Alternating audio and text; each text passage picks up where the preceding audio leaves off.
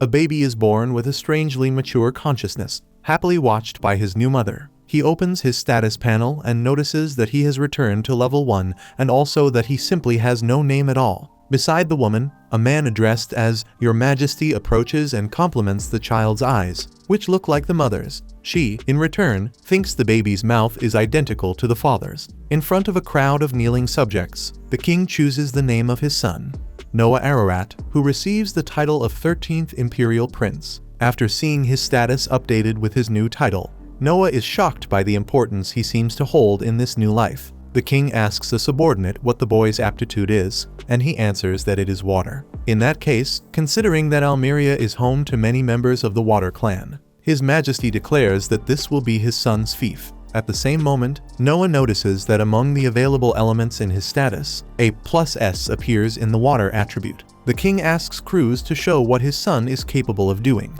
Then Cruz begins an enchantment that develops Noah's water abilities to a new value, SS. Immediately, the people present are astonished to realize that Noah's power has already awakened on his very first day of life, an extremely rare occurrence that delights the subjects. After all, nothing is more incredible than being the king's son and being born with such an impressive talent. Noah Ararat was born in a kingdom whose capital is located on a plain surrounded by imposing mountains, known as the Country of Warriors, the Mills Empire. This country is living its golden age and has been attracting a remarkable flow of money and development. Noah, as the 13th biological son of the man who ruled these prosperous lands, was loved by the subjects for his talent and personality. 6 years after his reincarnation, the prince noticed that everyone sees his status as if his water attribute were SS, while only he sees it as SS, an addition made by his subordinates. For example, the S in water comes from the fief of Almeria, to which he belongs by his father's decision on the day of his birth. The rest comes from his maids. By the way, as he grew and gained more subordinates, the young noble discovered that his level can increase infinitely. Not only having this unexpected privilege, Noah was also seen by the maids as someone who, despite his young age when most kids of his generation prefer spending the day causing mischief, was personally calm, focused, and strangely mature, emanating an air of leadership that not even many adult nobles could convey. Even so, of course, there are still limits to what a 6-year-old child can do. One day, Noah was approached by Evelyn, a beautiful maid specialized in receiving visitors. She informs him that the 2nd and 4th princes have come to visit and that he should eat calmly so he can receive his brothers. Since the crown prince is among them, Noah feels slight pressure at having to meet such an important figure of the kingdom. But, as someone born to take on that kind of responsibility, he does not disappoint. After lunch, he bows to Albert Ararat, the 2nd prince and crown prince, as well as Henry Ararat, the 4th prince. Both praise their younger brother's impeccable manners and emphasize that he will possibly become an excellent prime minister in the future. When announcing that he brought a gift for Noah, Albert claps his hands so that a servant enters the room carrying a heavy box that emanates a brutally dark and striking energy. The man struggles so much under its weight that he almost drops it harder than he should. When ordered, the servant opens the box and is overwhelmed by a horrible vision of desperate screams, where men fear being devoured and beg Albert for help. In the middle of this vision, a sword appears, the same sword that is now inside the room. Noah is visibly hesitant about this peculiar weapon, but Albert pushes him to hold it. Since it is a gift from the crown prince, the young boy cannot simply refuse, so he gathers courage and holds the sword. Albert tells him that its name is Leviathan, the most powerful water magic sword in the empire. Around 120 people died trying to tame this relic. Noah becomes slightly desperate upon hearing something so terrible, but his brother reassures him by explaining that if the boy were going to die, he would have died the moment he touched the weapon. Speaking of which, unlike the servant who struggled to carry the box, Noah has an SS rank water attribute, which gives him the power necessary to withstand Leviathan's surreal weight. Noah feels tested on a nearly sadistic level, since his brother knew he could have died when touching the sword. This fills him with anger, but knowing he could harm himself if he said anything, he decides to stay quiet. When leaving the room, Henry asks if it was right to leave such a valuable item with the boy, but Albert sees no problem, because it is better for it to be with someone who has talent worthy of the weapon. Speaking of which, being so capable, Noah should also experience what it feels like to have his hand bitten by his own dog. That night, Noah asked Zoe, one of his maids, why she seemed so down. Despite her reluctance to speak, her master insisted enough to make her open up. the 18-year-old maid finally confesses that she is thinking of taking time off because a flood recently hit her hometown and destroyed her family's crops, and even her single mother lost her job. Zoe's relatives told her to work in the brothel and serve the imperial prince to help her family. Hearing this, Noah interrupts her and offers a job to the girl's mother in the mansion, with a salary of 10 lians a month. In this case, her only task would be to keep the back door locked. Zoe admits she has never seen such an easy job, especially with a salary above that of most people. Then Noah, without dwelling on the topic, also gives the maid and her mother an empty house in the western area of the city. Crying, Zoe kneels down and thanks him, while the young noble thinks that his title as the 13th prince would be stained if this girl, who has taken care of him since he was little, continued working in a brothel, announcing that she will be his maid for the rest of her life. The noble summons Dylan, his butler, and tells him about the flood in Daso, Zoe's hometown. Having said that, he orders his subordinate to buy as much land as he can in that city, leaving both employees not understanding anything. Noah then explains that, just like Zoe's family home, some ill-intentioned people will try to extort goods from families who are struggling. So Dylan must save these residents before it's too late. Admitting his surprise, the butler says he had never seen a noble of this age make such a brilliant decision. In reality, Noah obviously cannot say this, but before reincarnating in his former life, he was tired of seeing situations like this. Dylan then asks where the funds will come from, since this would be a high investment of approximately 700,000 lians, and Zoe almost faints upon hearing such a high amount. Noah understands why she is shocked, since the annual income of an adult man in the imperial capital is only 120 lians, and even the prince's own salary is 8,000 lians per year. Besides that, it is important to mention the tax revenue from Almeria which, added to the congratulatory money from the emperor, makes the house of the 13th imperial prince have only around 500,000 lians available. So, in this case, they are missing 200,000 to make the necessary investment in Daso. With that in mind, the noble decrees the sale of the land south of the imperial capital. Frightened, Dylan reminds him that those lands were a gift from his imperial majesty, and that selling them without permission would be considered an affront. Even so, Noah decides to tank the punishment he'll receive from his father and pushes the project forward, because, according to him, nobles have obligations that sometimes demand sacrifices, and the priority must always be the happiness of the people. According to the young man, this kind of self-control is also a privilege of the nobility. With the decision made, Dylan ends up thanking his lord, and Noah realizes why. The butler is also from Daso, the region that suffered from the flood. The next day, one of Noah's maids was in the courtyard organizing which box would go in which wagon. Observing the employee's work, Noah is called by Henry, who wants to know where his brother is going. The boy explains his plan to buy land in Daso to help the population that fell victim to the flood. Then, seeing the water magic sword in one of the carriages in the convoy, the fourth prince asks if the boy is going to use it. Noah replies that he won't, because even though he can feel some kind of power, he still hasn't received any response beyond that still. He decided to take the weapon with him. By the way, Noah asks why his brother came alone, and he says that Albert said something strange, so he asked them to investigate. Apparently, Leviathan has a will of its own and only obeys someone it recognizes as its master. Instantly, Noah thinks that if he isn't accepted by the relic, he will suffer the same horrible fate as the people he saw in his vision. Speaking of which, Henry says he understands why his brother wants to take the sword,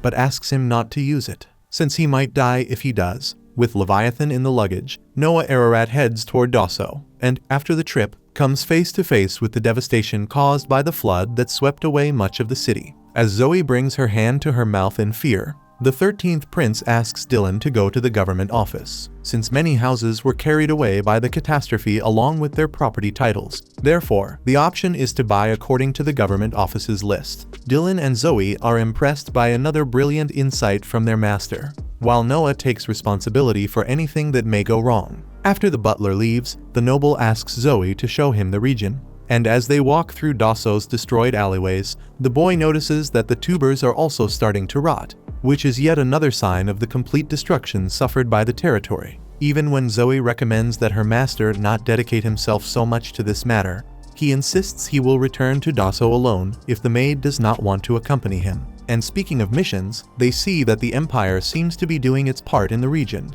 because in the middle of the city, a community soup line has been set up to feed the hungry population that is homeless and unemployed. However, tasting the food himself, Noah sees that the soup is basically pure water, so poor that it is almost rotten, with a terrible taste that makes that clear. Even so, an old man interrupts the noble to say that no one should complain, considering that at least they still have something to eat. Noah tries to explain that the issue is that the empire would not serve food like this. But the conversation is interrupted by the arrival of a group of men announcing an inspection. According to Zoe, the one responsible is Galal, a local employee who pinches his nose in disgust as he gets close to the soup. Smiling despite the terrible quality of the rations, one of the inspectors assures that, despite everything, Galal's share will be delivered to his mansion. Hearing that, Noah approaches and bluntly asks if he is witnessing embezzlement, which makes Galal laugh at the boldness of this kid. He argues that the region is going through serious difficulties and adds that people who are able to provide help need to be decisively rewarded, which is basically him justifying getting rich in the middle of a tragedy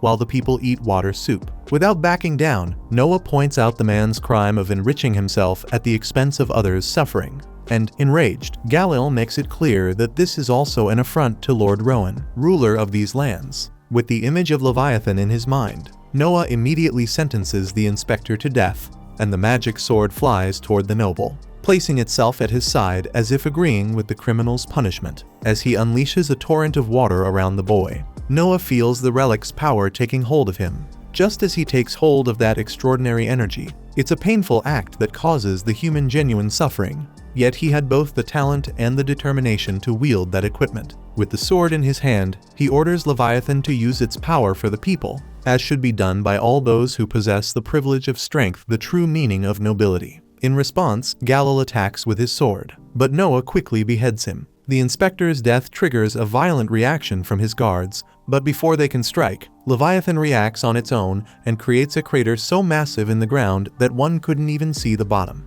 Hearing the commotion, the captain of the knights who govern Daso arrives at the site of the impact and is stunned when he sees the enormous hole. One of the inspector's subordinates accuses the child of killing Galal, and when he realizes who that child is, Lord Rowan Green runs toward Noah and kneels to show respect to the 13th prince of the Mills Empire. He explains that he belongs to Henry's family, Noah's brother, and that he had been given the task of maintaining public order in the region. Immediately, Rowan announces to everyone present that they stand before the prince, and the subjects kneel in respect. Noah, in turn, reports the embezzlement carried out by the official in charge of inspections in Daso, justifies Galal's punishment, and even points out the criminal's accomplices, demanding that Rowan punish them as he deems necessary. Lastly, the noble orders the community soup to be remade with royal-level quality, a decision that fills the hungry townspeople with joy. Hours later, when he hears about his younger brother's actions, Albert concludes that Noah was not bitten by a rabid dog. Instead, he made the dog obey him, which means the boy is more useful than he had imagined. The next day, Noah responds to a summons from his father. When he enters the throne room, he anxiously awaits the king's punishment for having sold the lands granted to him in the south of the empire. However, to his surprise, His Majesty thanks his son for preventing the success of those who tried to take advantage of the tragedy in Daso. The emperor understands that Noah arrived in Daso by chance through a maid who lived there, but he also believes the boy's deeds were the will of God, especially the fact that he managed to master Leviathan, the water magic sword.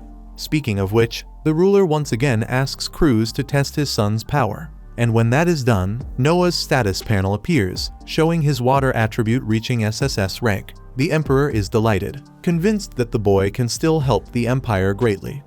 In the next moment, we see several parts of the capital of the Mills Empire, the political, cultural, and economic center of the country, a place known as the most glorious and prosperous in the world today. On Reed Street, according to the eunuchs, Noah would find a musical performance taking place. Wanting to repay what the master had done for her homeland, Zoe volunteers to join him on this mission. When they enter a theater, they arrive just in time for the performance of a young girl with pink hair and a melancholic expression, singing a song about how love, at times, can turn into pain. Noah remembers that, according to what he'd been told, the artist's name is Asahi. He notices that her technique is still that of a beginner, but he enjoys what he sees, since it's clear she sings from the heart. However, suddenly, a group of men bursts into the theater, breaking everything. Their leader, a big bald man, orders Asahi to stop singing, claiming that with this income she'll never be able to pay the debt her father left behind. The singer argues that this is the only way she can manage to pay what she owes. But the man suggests that every woman has a very specific way of earning money, and we know exactly what he means. In the midst of this, Noah calmly stands up and cites an article of imperial law, stating that children should not be forced to carry their parents' debts. He also points out that pushing this debt onto the daughter and trying to force her to sell her body is a crime. The man becomes furious and threatens Noah, who responds by using Leviathan's power to subdue the brute and his companions. Realizing he would be destroyed if he fought this guy, the bald man runs off, but promises he'll be back.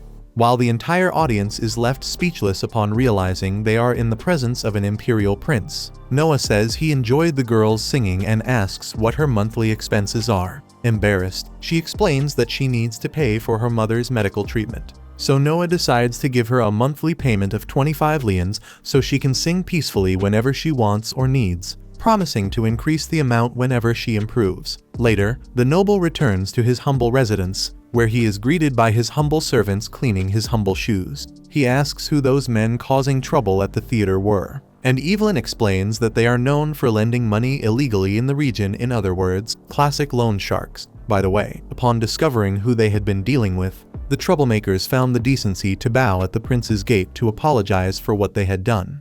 But Noah orders the maids to send them away. After all, criminals, especially criminals, cannot speak to an imperial prince whenever they please. Henry appears at the house entrance, praising his brother's stance, since accepting people like that so easily lowers the status of the imperial house and its princes. Noah understands that this is one reason, but there is another behind it. Still, he wants to reveal this reason to his brother inside the house, in a private conversation. So the two gather, and Noah tells him about the singer he is helping, and that he needs to act firmly with the loan sharks, so they understand Alachi is not alone. Henry asks if the vocal slap she gave him was a good one, and the short prince admits he's still dizzy. Henry didn't think a kid his age would get this far, especially considering Frank and Gary, who are around Noah's age and aren't even close. Gary, for example, is still an immature brat who never learns proper etiquette.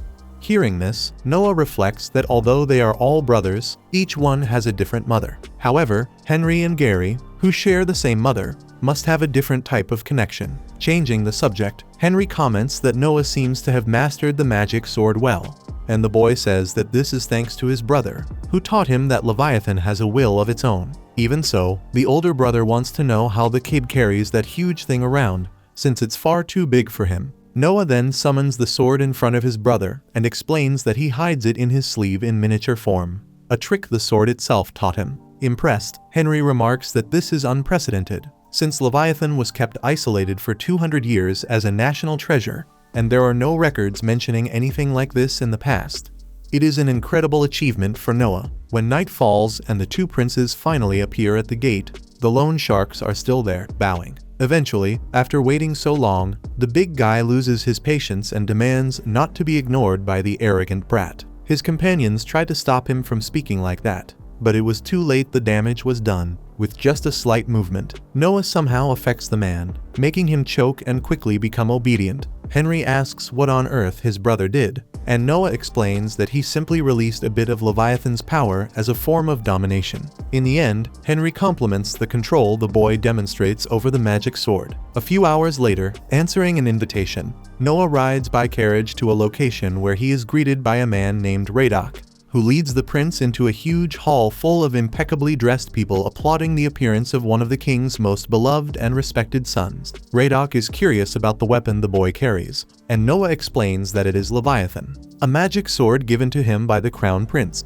This information leaves everyone stunned, since it is a national treasure personally granted by Albert Ararat. Knowing that the 13th prince's domain is Almiri, the crowd connects this territory with the sword Noah carries. In the middle of all the chatter, however, there is a brief moment of silence in which, just like in an episode of El Chavo, only one guy happens to be talking, and he's ironically mocking the prince's sword, saying it looks like one of those toy swords that light up when you press a button and are sold in department stores. Noah looks straight at the man, who pretends it wasn't him, but Leviathan knew well who it was. Without delay, the sword releases a dark miasma that starts suffocating and driving the people in the hall insane. Noah demands that the weapon stop doing that and points out that loyalty is good, but this was an exaggeration after all. It was clear the sword got angry after hearing its master being disrespected. Despite the tense moment, Radok applauds the Imperial Prince and highlights the vast power of national treasures, since it became obvious that everyone there had the privilege of feeling the same sensation of death through His Highness's overwhelming power. Immediately, the guests begin applauding Noah Ararat as if he hadn't nearly killed everyone, while Radok asks the prince what should be done with the laid-back guy who spoke badly about Leviathan. Noah replies that they should just ignore him because what comes from below doesn't reach you. Then, some guests are brought forward to meet His Highness, one of them being a famous merchant known as Lance Allison. However, the ones who catch the prince's attention the most are the two people who appear next. A man who introduces himself as Byron Allen, administrator of the Allen Mercantile Company. Beside him, not very comfortable with these situations, a girl introduces herself as Cindy Allen. Right away, Noah asks if she is adopted, because Byron seems to be someone from the second or third generation and carries the mannerisms of the upper class, unlike the girl. Besides that, he also noticed that Cindy had been a slave in the past, since from the moment she arrived her gaze has been one of intense observation, the eyes of someone who had once been enslaved. Impressed, Allen confirms the prince's suspicions and admits that he bought Cindy, but that she is smart and learns things quickly. However, contrary to what the merchant expected, the prince admires and encourages this kind of thing, even inviting the man to visit his mansion someday to talk more about the child. Upon hearing this, the people around them react as if Byron had won the lottery, and all the attention and envy in the hall shift toward the merchant and his daughter as he withdraws from His Highness's presence. When he leaves, Noah comments to Radok that there is another reason he knew she wasn't his real daughter. Whenever the prince reaches for his sword, the girl immediately turns toward it with full focus, which proves Cindy has been protecting Allen since the first threat. Later, after the event, Noah Ararat goes to the marketplace and happens to run into one of his brothers, Oscar. Seeing that Noah is free, Oscar invites him to look for some treasures, since they are on Cobalt Street, a place where various antiques from all over the Empire gather, some of which can have great value. Of course, many forgeries are placed among the original pieces, so one needs to be careful in order to conduct a true treasure hunt without walking out of there with a cheap knockoff. Sometime later, after a long search, Oscar ends up giving up on finding anything worthwhile. Noah, on the other hand, finds a book he finds interesting and, for the symbolic price of 3 lians, manages to get the item for himself. Oscar asks whether that is the treasure they were looking for, but Noah was just curious about it. That said, his brother takes a more serious look at the book and realizes that this is definitely a spell grimoire by the legendary mage Andrea, which is probably worth around 1,000 lians. Oscar asks how Noah knew that, but the truth is he had no idea. He only knew that his wind magic increased when he touched the item. On that note, noticing his sword trembling in the sheath, Noah draws Leviathan and points the blade at the grimoire, since the only ones capable of increasing his abilities are those that possess a will of their own, which seems to be the case with this book. As expected, the book opens and releases what Oscar believes to be the vengeful spirit of the mage who mastered wind magic. As if it were a shadowy entity, that ghostly manifestation seems dangerous enough to make anyone run away in fear, anyone except Noah Ararat, who, wielding his magic sword, uses its water power to expel the spirit with relative ease. Worried and still unable to fully believe what he saw, Oscar asks about the potential damage to the city from the magic his brother used, but Noah explains that he fired upward, avoiding any such problem, which impresses Oscar even more due to how quick and correct that decision was. In the midst of this, the owner of an antique shop named Alan Bardsley bows before the princes, and, after seeing what Noah is capable of with magical items, tells him he has a special treasure he needs to show the young noble. Thus, Noah and Oscar go to the merchant's shop, where he displays a ring that, according to him, will only reveal its true power when the rightful owner appears. He has already shown this relic to many different people, but nothing special has ever happened. Faced with this, Noah wonders if the thing might be fake or simply useless. But of course Bardsley has considered that, and even tried throwing it away, yet it always returned to the shop as if nothing had happened, which made him believe there really is something unusual about it. Since he sees his brother as someone who has a certain affinity with untamable magical items, Oscar asks Noah to put the ring on, which he does. When he does, the ring emits a glow and, with a voice only the bearer can hear, announces that its rarity level is SSS and recognizes Noah as its true owner. With that, a gray mass begins spreading around the boy's body, forming an armor that doesn't increase any of his stats, but seems to be a different kind of entity from the others, with many possible uses. Satisfied with this, Noah says he will send payment for the item to Alan. But Oscar insists on paying and giving the ring as a gift, since he has increasingly seen that there is something different inside his brother that needs to be encouraged. After that meeting at Alan's shop, Oscar gives his brother a ride back home, and the moment the boy steps out of the carriage, he's attacked by the big, bald lone shark who had only been waiting for the right moment to settle the score. Noah reacts immediately, using the power of his ring to conjure a shield made from the strange material the item produces, blocking the sword strike thrown by the attacker. Right after that, one of Noah's servants takes advantage of the moment to knock the lone shark down and subdue him. Oscar asks how his brother managed to do that, and Noah explains that he connected the ring to Leviathan, which seems to have acted as an automatic defense in response to the hostility. Hearing this, as always, Oscar is once again impressed by how the boy managed to master that item in such a short amount of time. Sometime later, Noah Ararat returns to the theater where he first found Asahi. Since he dealt with the lone shark, he believes the singer will finally have the peace she deserves, convinced that the man won't bother her again. However, that's far from the truth. Two drunkards who were drinking themselves senseless in the place had the nerve to climb onto the stage and start fighting over the girl, acting as if she were a waitress obligated to serve them more drinks, while clearly being interested in something more than that. Just as the two are about to throw a punch, Noah places his magical shield between them and ends up breaking at least one bone in each of their hands when they strike the barrier. Then, with his sword, he slices their clothes apart and forces them to flee the theater in their underwear. Seeing that the clientele of this establishment isn't exactly well-mannered, Noah demands that the owner stop unbearable drunks like those from coming in, but the man laments that, unfortunately, that kind of drunk is literally the entire audience that keeps the place running. Since that's the case, the prince decides to buy the whole dump for 1,000 lians, an amount so high it leaves the guy emotional. Asahi, in turn, thanks him for everything the noble has been doing for her and asks if she can somehow repay all this kindness. Noah then reminds her that the only thing he expects is for her to sing working hard so that one day even the emperor himself might want to hear her voice. And so, the promising young girl begins a song that moves the audience. As time went by, on a certain day, Noah Ararat received a visit from Dead Murray, the general governor of Hajoy, which was Noah's fief. The imperial family had a tradition of granting fiefs to princes so they could learn how to administer them, and the title of lord made the residents view these aristocrats as true masters. This was no different for Dead Murray, originally from Almeria, but now working in Hajoy. By imperial order, he had been assigned to control the floods in that region. But the mission had not been going well. Hajoy was a fertile area that produced grain along the bend of a great river. Although this offered the opportunity for abundant harvests, it came with an obvious drawback.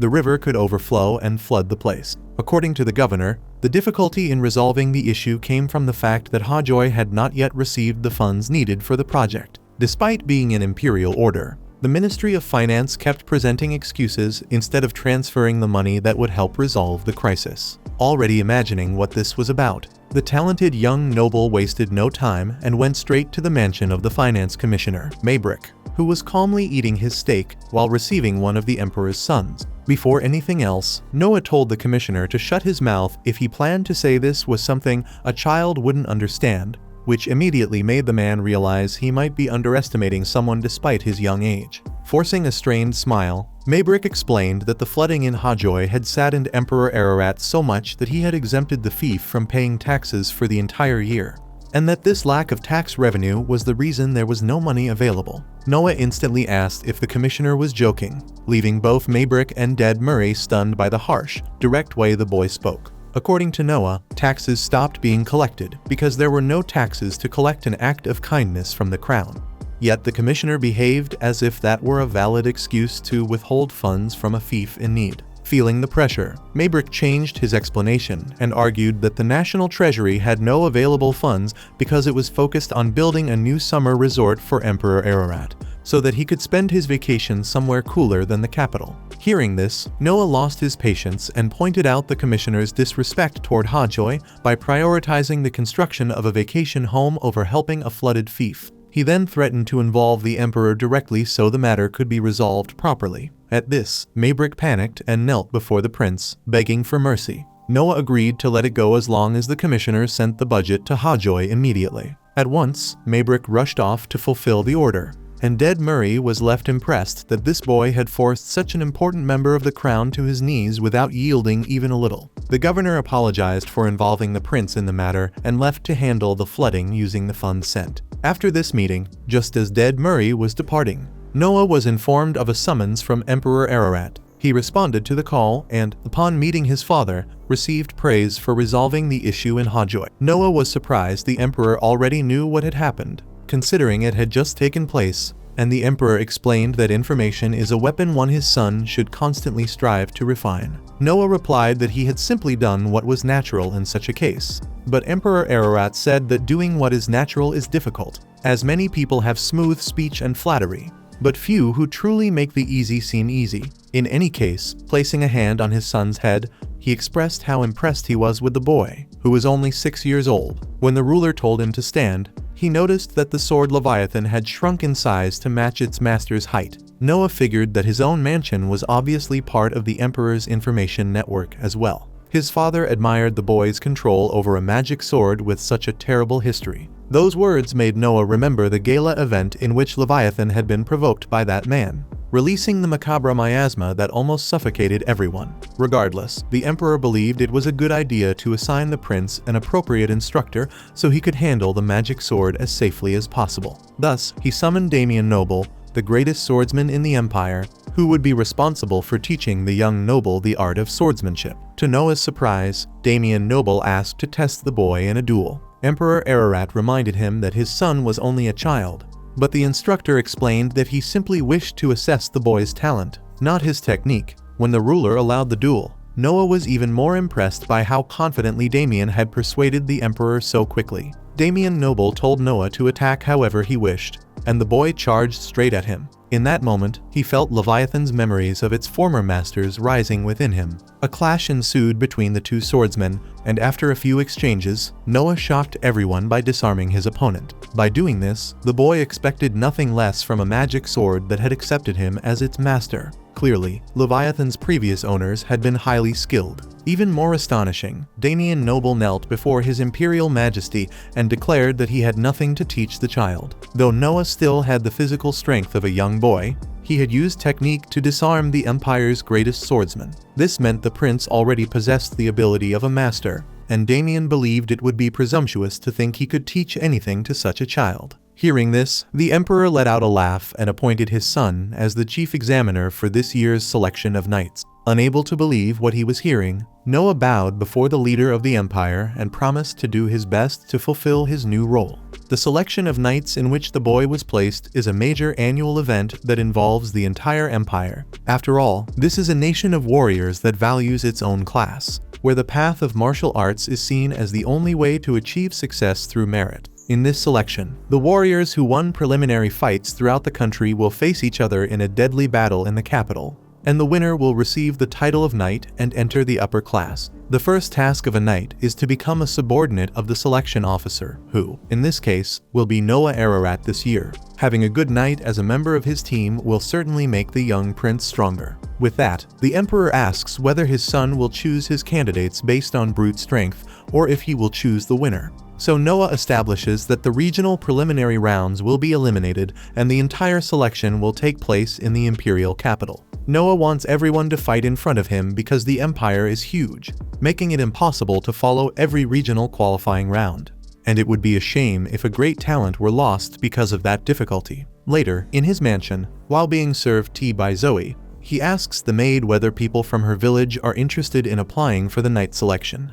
And she explains that they are, because this is the only chance for ordinary people like them to become someone important. That's why every year there is a representative from there. Then Noah tells her that he eliminated the regional championship, meaning anyone who wants to participate can do so without going through that filter. Zoe seems happy about this, but sad at the same time. After the master's insistence, she confesses she feels this way because the real reason why Dassault only sends one representative each year is that it is difficult for them to pay for travel and lodging costs in the capital. which is an expensive place, since the person sent can only go thanks to donations from the other residents, because Daso's candidate carries the expectations of the entire population into the selection. The whole town always mobilizes for it. Regarding this issue, Noah says he would also like to eliminate this difficulty, because his idea is to do everything possible so that he can check all potential talents and not miss anything. So he decides to cover all expenses related to sending the candidates. Zoe finds it incredible, although she points out that it will be a costly decision. And Noah argues that there is no need to prepare everything from scratch. He then summons Dylan and orders him to buy all vacant houses that exist in the imperial capital. But if that is not enough to accommodate all candidates, the butler must have a dormitory built. In addition, Noah orders Dylan to contact all merchants he knows to announce a meeting with the prince to solve the issue of the candidates' meals. Later, when meeting with Byron Allen and receiving an estimate of how much he will spend on food during the tests, Noah notices that the price is much lower than he expected, and the merchant says he made a special price because it is a request from the 13th prince. However, Noah states categorically that the merchant would never give such a discount out of kindness, which embarrasses Byron Allen for having underestimated the Lord because of his age. In any case, the merchant informs him that while the night selection is happening, there will also be a test to recruit servants for the palace, and Byron Allen would like to know something about the tendencies of the approved candidates. Imagining that Byron Allen wants to send a woman to the palace, Noah responds that if there was someone in the palace under the merchant's control, he could obtain information quickly, and the benefits would be even greater if Emperor Ararat ordered that woman to spend the night with him. Sweating cold at such an extreme statement, the merchant proceeds and says he has already made the payment in advance, so Noah promises to make the recommendation if the candidate is a woman he genuinely likes. With this matter settled, Byron Allen kneels before the prince and, seeing him as the best person to receive this request, the man wishes to include the 13th prince's crest on the sign of his shop, which is a clear demonstration of subordination. Before anything else, Noah makes it clear that he does not forgive betrayal. Upon leaving the meeting at night, the boy reflects in his carriage on how his status has risen by having Byron Allen under his command, which is an important step toward becoming stronger. However, Noah is startled when he notices that his water status has decreased and assumes something must have happened in Almeria. He tells Zoe to inform the coachman that they must go straight to the palace to meet Emperor Ararat immediately. When he meets with his father, surprisingly, the emperor already seems to know that something is happening in Almeria, even before Noah says anything. Not because he knows exactly what is going on, but because he is sensing the signs, while Noah states that there is certainly some problem occurring. At that moment, a servant approaches Emperor Ararat and whispers information into his ear. Impressed with his son's intuition, the ruler reveals that a rebellion is taking place in Almeria and asks his son how serious he believes the problem is. Noah analyzes that if the SS of his water rank became an S, it seems like it was cut in half, but in reality it is only one level below all levels. In other words, at the moment the prince believes the rebellion is small in scale. The emperor says the answer is correct, since according to the report, this revolt involves around 5,000 people, the equivalent of a small army that is now roaming Noah's fief. By the way, Emperor Ararat asks whether the boy wants to defeat the rebels alone.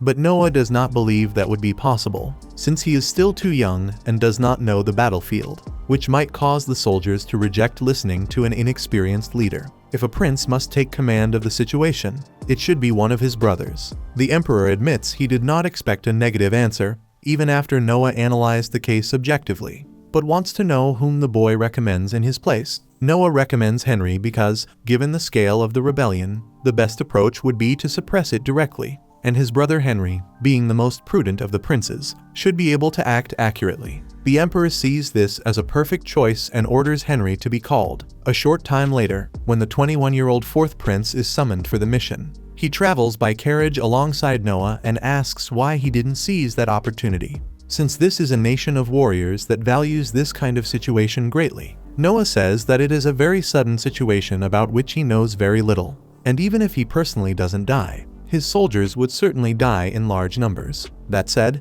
Noah senses a presence through Leviathan's power and orders the carriage to stop, because now that he sees himself as the target of this problem, he doesn't want to involve his brother in it. Without delay, when a group of hooded, armed men surrounds the prince and tries to trap him with water-based snares, Noah realizes they are Almerian rebels. One of the rebels physically attacks Noah, but in return he receives a sword strike that takes him out of the fight.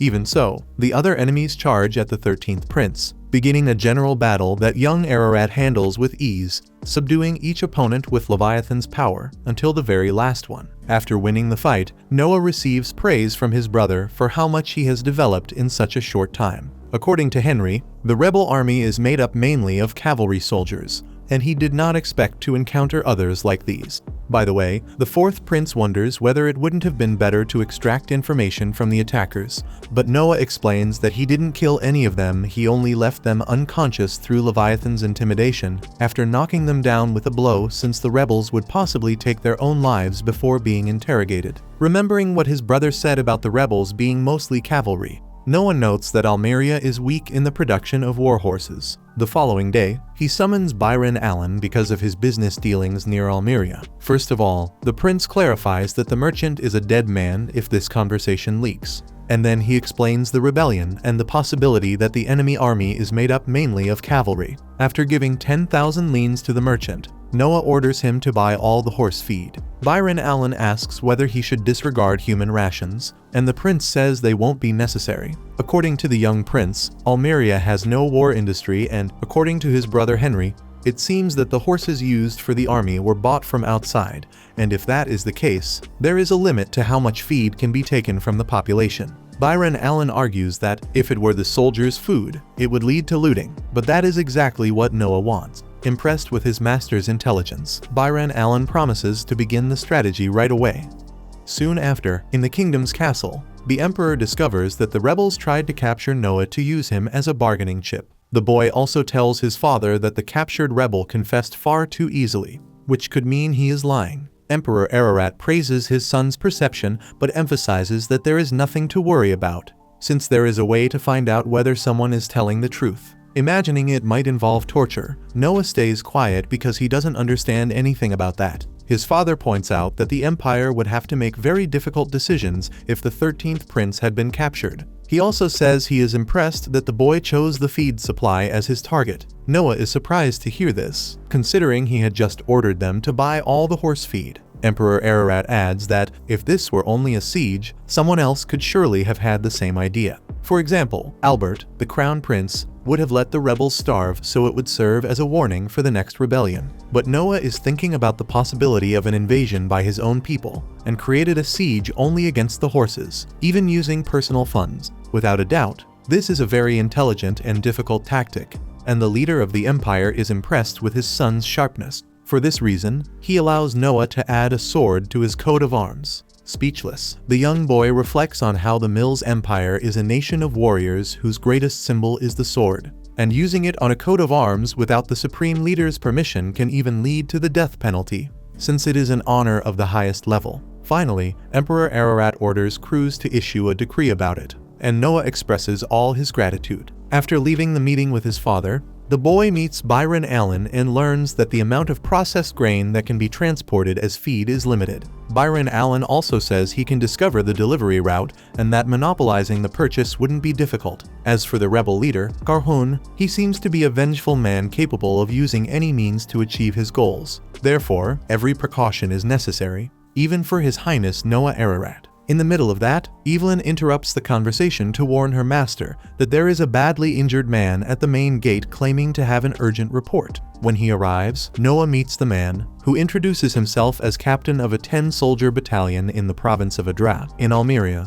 He reports the rebellion and reveals that his superior was the main person responsible, but that he refused to take part and came to expose the situation. Byron Allen regrets that this is the urgent report, since Noah already knows about the rebellion, but the prince thanks him for the information, orders them to treat the wounded captain, and even asks that he be given a reward of 1,000 leans, which is a small fortune. Byron Allen questions the reason for this, since everyone already knew the information the officer brought. Noah explains that this is the best way to repay the loyalty of a man who, even seriously injured, traveled a long distance to warn them about the rebellion. Near nightfall, Zoe enters her master's office visibly pale and shaken. According to her, an unknown person gave her a pouch with about 500 leans and said it was the reward if she made the 13th prince drink a sleeping substance she now holds in her hands. Noah concludes that the rebels really do want to capture him, and asks why she didn't go ahead and do what they requested. Zoe says she would never betray her master,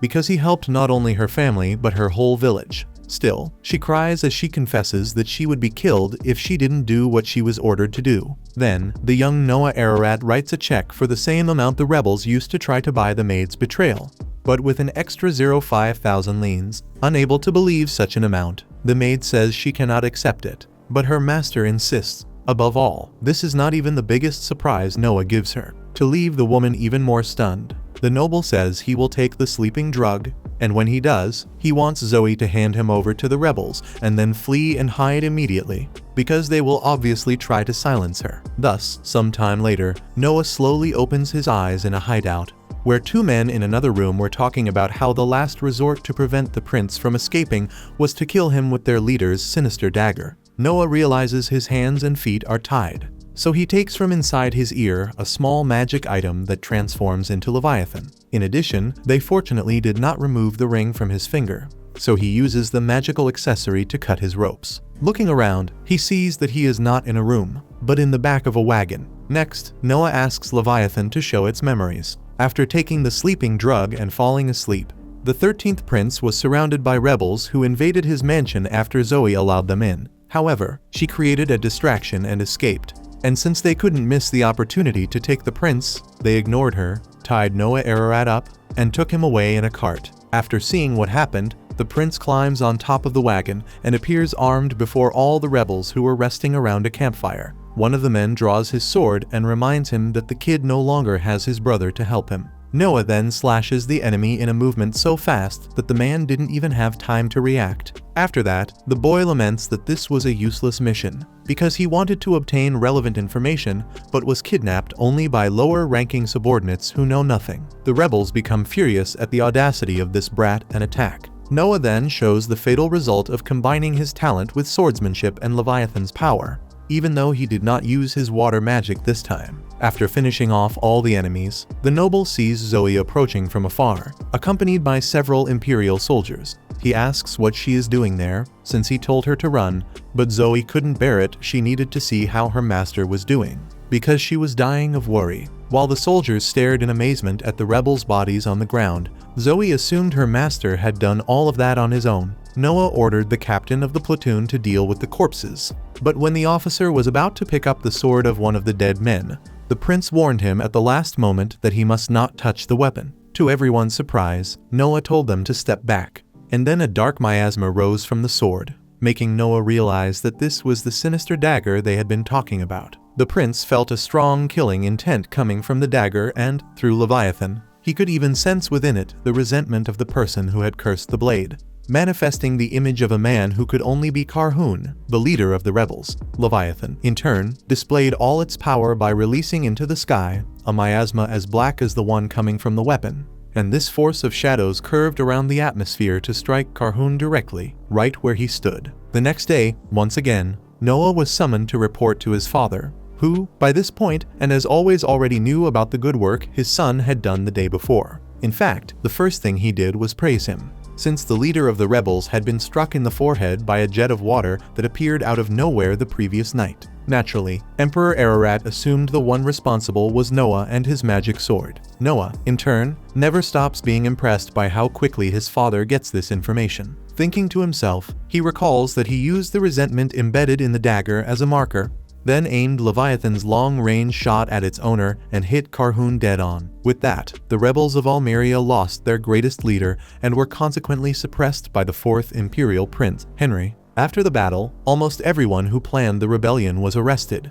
and in a throne room filled with important guests, His Imperial Majesty ordered that the cattle and horses be prepared, because the entire family of those responsible would be dismembered. The nobles around him agreed with the punishment, until Noah asked to speak and surprised everyone by expressing an opinion contrary to the sentence. With a stern face, Emperor Ararat demanded an explanation, and Noah replied that the punishment must be in accordance with imperial law, which states that the leader of an act of treason must be sentenced to death by decapitation. His relatives up to the 3rd degree and his accomplices must be hanged, and the others must be beheaded depending on their level of involvement. The boy understood that if his father violated the law, it would bring chaos to the world, so he asked him to reconsider his decision. After reflecting for a few seconds, Emperor Ararat acknowledged that his son was right and thanked him for speaking, but refused to accept such a small punishment, announcing instead the maximum penalty as long as it remained within the law. With that decided, he ordered Prime Minister Noise Hill to handle the rest.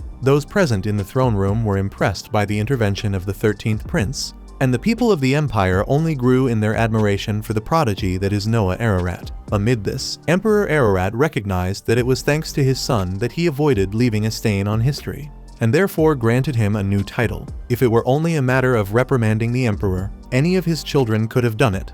But Noah's rare quality was guiding his father toward the right thing to do. Thus, so the world may know the young man's wisdom, Emperor Ararat named Noah with the title of sage, something unheard of for a prince. The ruler even lamented that the boy had not been born earlier. With that done, the people acclaimed Imperial Prince Noah, the sage. Remembering that the knight selection would soon take place, the emperor asked whether his son had already decided how he would choose, and Noah replied that he had an idea, but preferred to show it later. In the next scene, in a courtyard of the castle, Noah took a sip from his teacup and then asked the men around him to throw on him the bucket of water they were holding. When the first servant did so, the boy's ring acted on its own and blocked the water with its magic protection, leaving Emperor Ararat astonished. The other 3 men did the same, and each time the accessory protected its user. After demonstrating his idea in practice, Noah explained that he would conduct the knight selection by having them attack him, observing how far they would advance. From this, his father understood that the idea would reduce Noah's burden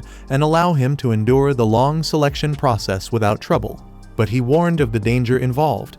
If someone strong enough were present in the test, the protection might be broken. Noah, however, assured him that he was aware and prepared for that. Trusting his son's intelligence, the father did not oppose the decision and praised the ability of the new sage. In the late afternoon, in a more secluded part of the palace, Prime Minister Noise Hill commented to the emperor that it had been risky to say in public that he wished Noah had been born earlier. But Emperor Ararat saw no problem with it. After all, the boy had not only given him valuable advice, but had also killed an enemy leader without even going to the battlefield, something that had never happened before. Furthermore, as expected, the boy's magic sword confirmed that it possessed terrifying power. Standing before a staircase, Emperor Ararat ordered crews to bring the coffin resting at the top of it. According to him, legend says that Leviathan's true seal must never be broken. But perhaps Noah is capable of changing that story. Check out these videos appearing on your screen and subscribe so you don't miss the next part.